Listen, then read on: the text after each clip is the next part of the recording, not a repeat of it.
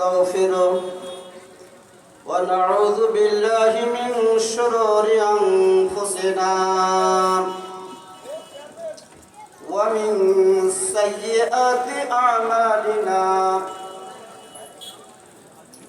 من يهده الله فلا مضل له ومن يضلله فلا هادي له ونشهد أن لا إله إلا الله وحده لا شريك له لا جد له ولا ند له ولا أصل له ولا نسل له ولا مثل له ولا مثيل له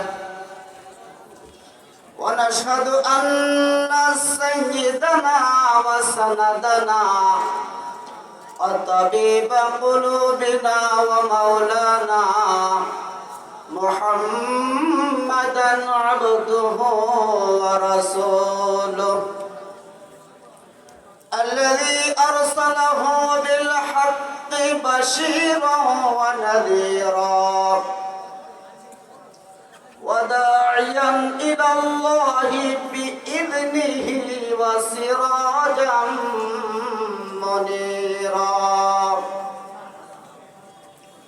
أما بعد فقد قال الله تبارك وتعالى في كلامه المجيد وفرقانه الحميد فأعوذ بالله من الشيطان الرجيم بسم الله الرحمن الرحيم إن الأبرار لفي نعيم وإن الفجار لفي جحيم وقال رسول الله صلى الله عليه وسلم الدين النصيحة أو كما قال عليه الصلاة والسلام صدق الله العظيم وصدق رسوله النبي الكريم ونحن على ذلك من الشاهدين والشاكرين والحمد لله رب العالمين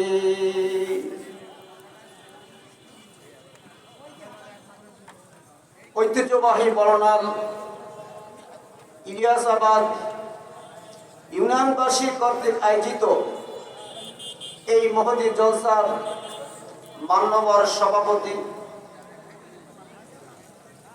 প্রধান অতিথি খতিবুল উম্মাহ জনাব হযরত মাওলানা হাফিজুর রহমান সাহেব মাদ্দাজিল্লাহুল আলিয়া, বিশেষ অতিথি মুনাজিরে জামান বাহরুল ইলম আল্লামা রিজওয়ানুল করিম আবরার মাদ্দাজিল্লাহুল আলিয়া, দেগার উলামায়ে হযরত আইম্মায়ে মাসাজিদ, শ্রদ্ধাভাজন মুরব্বিয়ানে ইজম, সমবয়সী বন্ধুরা, পর্দার আড়ালে পর্দানসীন মা ও বোনেরা, কচিকাঁচা সোনামণিরা, সর্বপ্রথম অসংখ্য শুকর ওই মহান প্রভুর দরবারে, যিনি অত্যন্ত ভালোবেসে মনোরম পরিবেশে জান্নাতি সামিয়ানার নিচে আপনাকে আমাকে আসা বসা কোরআন ও হাদিসের কিছু আলোচনা করা ও শোনার তৌফিক এনায়েত করেছেন। সেই সুবাদে মালিকের দরবারে শুকর আদায় করি আলহামদুলিল্লাহ। প্রিয় হাজিরিন, স্বল্প সময় কথা বলবো। আল্লাহ তাআলা কোরআনে কারীমের মধ্যে আমাদেরকে স্পষ্ট দুইটা পথের কথা বলে দিয়েছে। যারা সৎ কাজ করবে, সৎ কাজের সমর্থন করবে, তারা জান্নাতি। জোরে বলেন সুবহানাল্লাহ। যারা অসৎ কাজ করবে, অসৎ কাজকে সাপোর্ট করবে, তারা জাহান্নামী। এটা জিকির করি, লা ইলাহা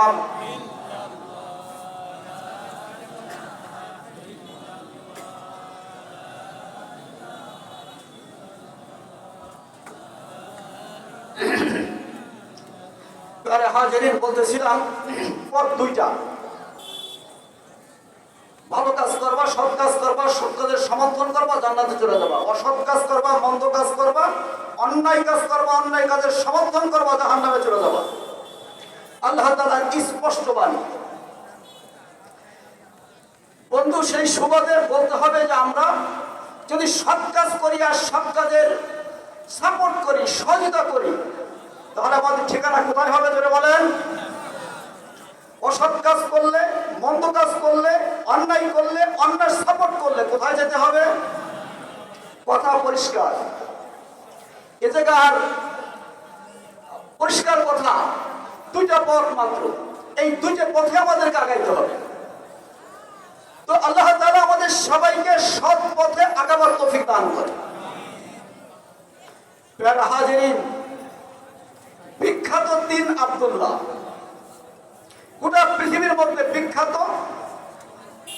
মাশহুর, প্রসিদ্ধ তিন আব্দুল্লাহ। সাহাবায়ে কেরামের মধ্যেও এই তিনজন বিখ্যাত ছিল, প্রসিদ্ধ ছিল।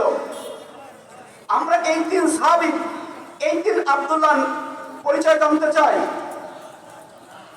তিন আব্দুল্লাহর এক আব্দুল্লাহর নাম হলো আব্দুল্লাহ ইবনে ওমর। হযরত ওমর রাদিয়াল্লাহু তাআলা আনহুর ছেলে আব্দুল্লাহ। জোরে বলুন সুবহানাল্লাহ। আমার বন্ধু, বাপকে বেটা সিপাইকা ঘোড়া, কোসনা হতো থোলা থোলা। আব্দুল্লাহ ইবনে ওমর বড় হাদিস বিশারদ। নবীজি যেই কাজটা যেমনি করছেন, যেখানে করছেন, এই আব্দুল্লাহ ইবনে ওমর রাদিয়াল্লাহু তাআলা আনহু ওই কাজটা ওই জায়গা হুবহু ওইভাবে করতেন। আরো জোরে বলেন সুবহানাল্লাহ। আবার বন্ধু, সংক্ষিপ্ত বলি। দুই নম্বর আব্দুল্লাহ ইবনে মাসউদ রাদিয়াল্লাহু তাআলা আনহু, উনি ফিকহ বিশারদ ছিলেন,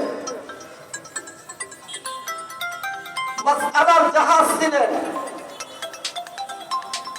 বড় বিখ্যাত নামকরা ছিলেন। ফিকহের ব্যাপারে উনি রইস ছিলেন, নেতা ছিলেন, লিডার ছিলেন।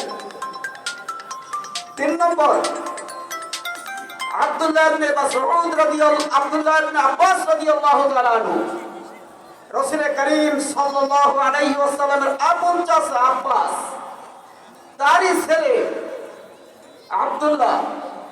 এই আব্দুল্লাহ ইবনে আব্বাস রাদিয়াল্লাহু তাআলা আনহু হুবহু কোরআনের সার্টিফাই কপি ছিল। জোরে বলুন সুবহানাল্লাহ। কোরআন বিশেষজ্ঞ ছিলেন। এই আব্দুল্লাহ ইবনে মাসউদ, আব্দুল্লাহ ইবনে আব্বাস রাদিয়াল্লাহু তাআলা আনহু, এই তিন আব্দুল্লাহ, চমৎকার ব্যাপার, মজার ব্যাপার, এই তিন আব্দুল্লাহ রাসূল করিম সাল্লাল্লাহু আলাইহি ওয়াসাল্লামের খাদেম ছিলেন। জোরে বলুন সুবহানাল্লাহ। আব্দুল্লাহ ইবনে আব্বাস রাদিয়াল্লাহু তাআলা আনহু, নবীজি বাথরুমে গেছে, ওয়াশরুমে গেছে, আর আব্দুল্লাহ ইবনে আব্বাস রাদিয়াল্লাহু তাআলা আনহু সব ব্যবস্থাপনা করে পানিপত্র ইত্যাদি দাঁড়িয়ে আছে।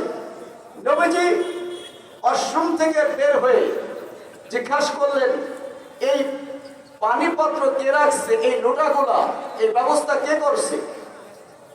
আব্দুল্লাহ ইবনে আব্বাস রাদিয়াল্লাহু তাআলা আনহু বললেন, আমি রাখছি হে আল্লাহর রাসূল, আমি রাখছি এগুলা। নবীজি এত খুশি হলেন এই খেদমতে, এই সেবায়। বুখারী শরীফের মধ্যে আসছে, আব্দুল্লাহ ইবনে আব্বাস নিজেই বর্ণনা করছেন, জাম্মানি ইলাইহি নবী সাল্লাল্লাহু আলাইহি ওয়াসাল্লাম নবীজি এই খেদমত দেখে আমাকে বুকের মধ্যে জড়াই ধরছে, জোরে বল সুবহান। ওয়াকালা আল্লিমহুল কিতাব, এবং নবীজির সাথে সাথে দোয়া করছে, আল্লাহ তুমি তাকে কিতাবের জ্ঞান দান করো, কোরআনের জ্ঞান দান করো, কোরআনের জ্ঞান দান করো। 2,24,000 পয়গম্বরের লিডার জনাবে মুহাম্মদুর রাসূলুল্লাহ সাল্লাল্লাহু আলাইহি ওয়াসাল্লাম আব্দুল্লাহ ইবনে আব্বাসের সেবায় খুশি হয়ে দোয়া করছে, আল্লাহ তাআলা এই দোয়াটাকে সাথে সাথে কবুল করে নিয়েছেন। আর এই আব্দুল্লাহ ইবনে আব্বাস রাদিয়াল্লাহু তাআলা আনহু সারা পৃথিবীর মধ্যে রাইসুল মুফাসসিরিন হয়ে গেছে, মুফাসসিরদের লিডার হয়ে গেছে, জোরে বল সুবহান। কোরআনের বিশেষজ্ঞ হয়ে গেছে। এই আব্দুল্লাহ ইবনে আব্বাস রাদিয়াল্লাহু তাআলা আনহু নবী করিম সাল্লাল্লাহু আলাইহি ওয়াসাল্লাম নামাজ পড়তেছিলেন। আব্দুল্লাহ ইবনে আব্বাস নবীর বাম পাশে গিয়ে বাম দিকে গিয়ে দাঁড়িয়ে গেছে। নবীজি আস্তে করে কান ধরে ডান দিকে এনে দাঁড় করে দিলেন। এরপরে নবীজি নিজের বরাবর নিজের পাশেই বারবার টেনে এনে দাঁড় করে দিচ্ছেন। কিন্তু আব্দুল্লাহ ইবনে আব্বাস রাদিয়াল্লাহু তাআলা আনহু বারবার পিছনে চলে যাচ্ছে, এক কাতার পিছনে চলে যাচ্ছে। নবী করিম সাল্লাল্লাহু আলাইহি ওয়াসাল্লাম নামাজ শেষ করলেন। সালাত আদায় করার পরে বললেন, আব্দুল্লাহ ব্যাপারটা কি? বারবার তোমাকে আমি আমার বরাবর আমার কাতারে দাঁড় করতেছিলাম আর তুমি পিছনে চলে যাচ্ছিলে মানে? ছোট্ট একটা বাচ্চা কত সুন্দর জবাব দিয়েছে শুনে। এই আব্দুল্লাহ ইবনে আব্বাস বলতেছিল, হে আল্লাহর রাসূল, আপনি হলেন 2,24,000 পয়গম্বরের লিডার, আপনি হলেন নবী, আর আমি হলাম সাধারণ উম্মত, সুতরাং নবীর কাতারে সাধারণ উম্মত দাঁড়াইতে পারে না, তাই আমি পিছনে গিয়ে দাঁড়াইছি। আমার ভাইরা, এই আব্দুল্লাহ ইবনে আব্বাস এবং তার বাবা আব্বাস রাদিয়াল্লাহু তাআলা আনহু দুইজন নবী করিম সাল্লাল্লাহু আলাইহি ওয়াসাল্লামের দরবারে হাজির। আব্দুল্লাহ ইবনে আব্বাস বারবার বলতেছেন, বাবা নবীজির পাশে কে দাঁড়ানো, নবীজির পাশে কে বসা? আব্বাস রাদিয়াল্লাহু তাআলা আনহু বলেন, আমি তো কাউকে দেখি না। নবীজি মুস্কি মুস্কি হাসলেন আর বললেন, দুনিয়ার চক্ষু দিয়ে কোনো ফেরেশতা দেখা যায় না আব্দুল্লাহ, তোমার এই চর্ম চক্ষু দিয়ে যখন ফেরেশতা দেখছো, তোমার এই চর্ম চক্ষু অন্ধ হয়ে যাবে, আর এই অন্ধ চক্ষু নিয়ে গোটা পৃথিবীতে তুমি কোরআন বিশারদ, কোরআনের তাফসীর করতে থাকবে, কোরআনের প্রচার করতে থাকবে। এই আব্দুল্লাহ ইবনে আব্বাসের বয়স মাত্র 9 বছর ছিল। যখন এই আব্দুল্লাহ ইবনে আব্বাসের বয়স 18 বছর হলো, তৎকালীন সময় ওমর ফারুক রাদিয়াল্লাহু তাআলা আনহু অর্ধজাহানের খলিফা, অর্ধজাহানের অধিপতি, এত বড় বিশাল সাম্রাজ্য, এই সাম্রাজ্যের যে সংসদ, এই সংসদের সদস্য বানাই দিলেন